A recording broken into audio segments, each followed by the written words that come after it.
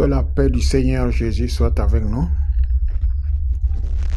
parce qu'il nous donne d'avoir des repérages sur la trajectoire liée aux alliances de Dieu avec les hommes. Ces alliances que Dieu s'est constituées dès le commencement, dès lors qu'il a décidé de racheter l'homme du péché d'Adam et Ève, qui s'est élargi au premier monde qui a été détruit par le déluge universel, au relèvement de la race humaine par Noé. Dieu a décidé à travers les 3 fils de Noé de prendre une souche en Chaldée, en Abraham, et de lui donner des vivres par la foi. Oui, nous voulons revenir sur le premier monde qui a été arrêté par le déluge universel et à la descendance de Noé par ses fils qui ont avec qui Dieu a relancé une alliance après l'échec de l'alliance d'Adam et Ève. L'alliance de Noé liée à sa famille, donc à ses fils Sem, Japheth et Cam, a pris place et la marche a commencé jusqu'à ce que le diable trouva moyen dans cette alliance de jeter une opprobre à cette famille à travers l'alcool, le vin qu'avait bu Noé, et il s'est endormi dans un sommeil non pas normal mais de vin qui est devenu un objet de scandale et une occasion de chute pour cette alliance qui était bénie par Dieu et finalement qui a connu une déflagration liée aux bénédictions des uns, aux malédictions des autres. Ça fait que Dieu ne puisse pas continuer en droite ligne dans cette alliance pour implémenter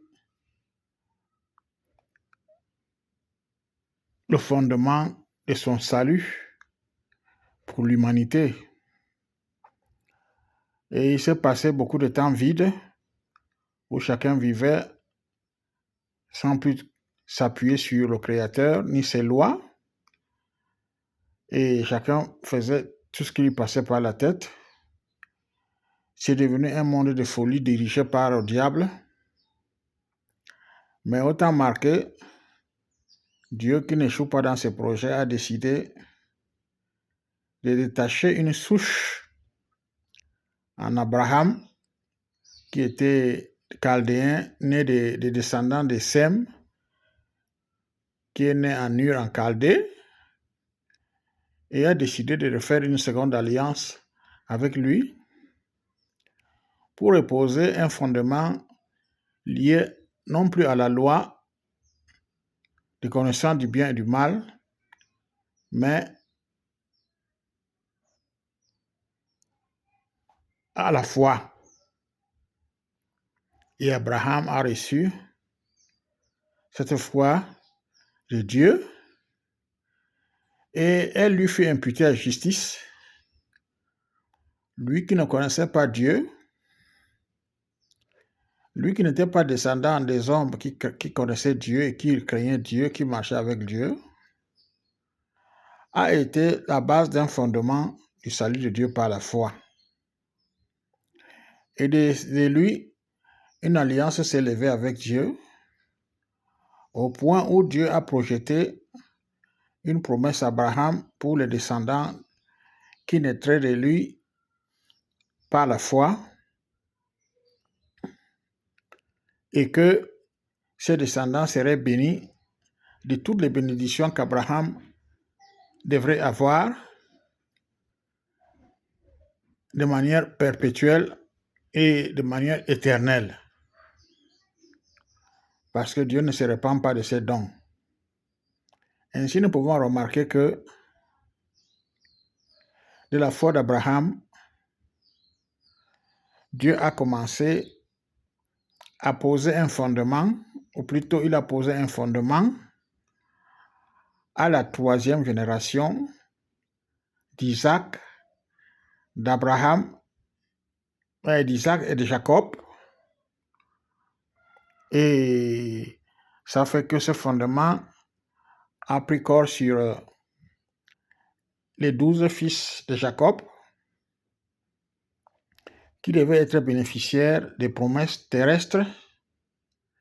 qu'Abraham devait recevoir de Dieu par la foi. Ainsi, entre Dieu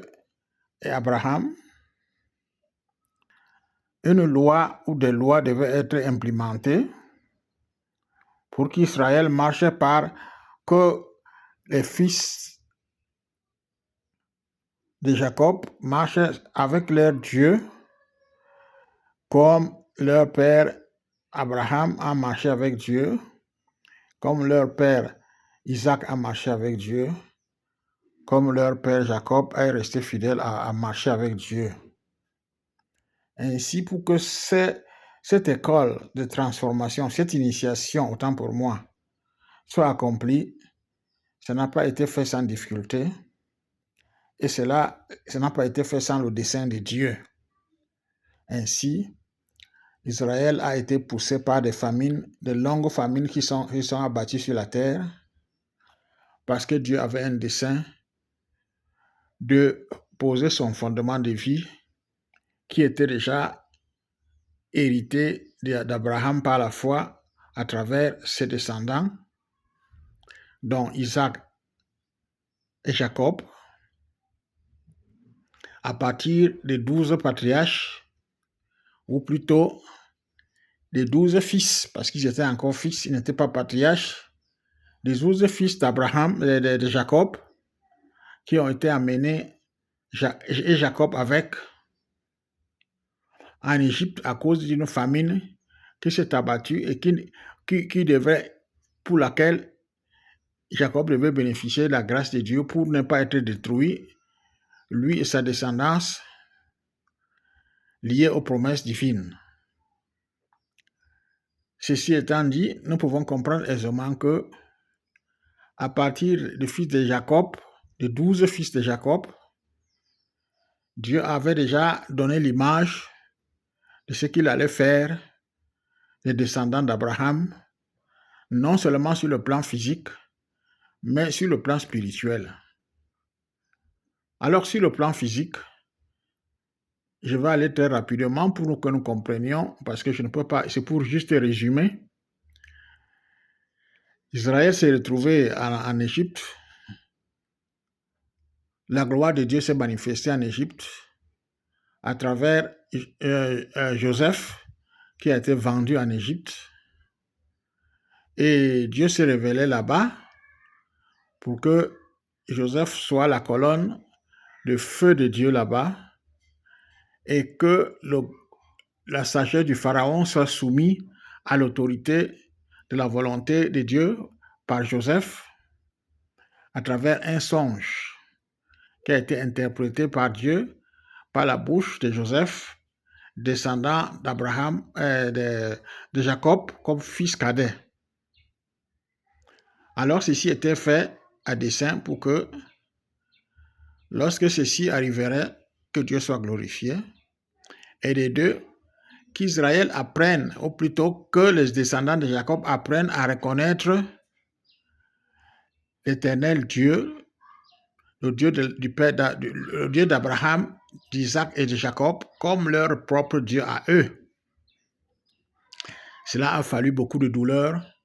cela a fallu beaucoup d'efforts, qu'Israël, le Dieu d'Abraham, d'Isaac et de Jacob, devienne le Dieu des descendants de Jacob. Voilà le travail qui était fait en Égypte. Et lorsque le temps a été marqué,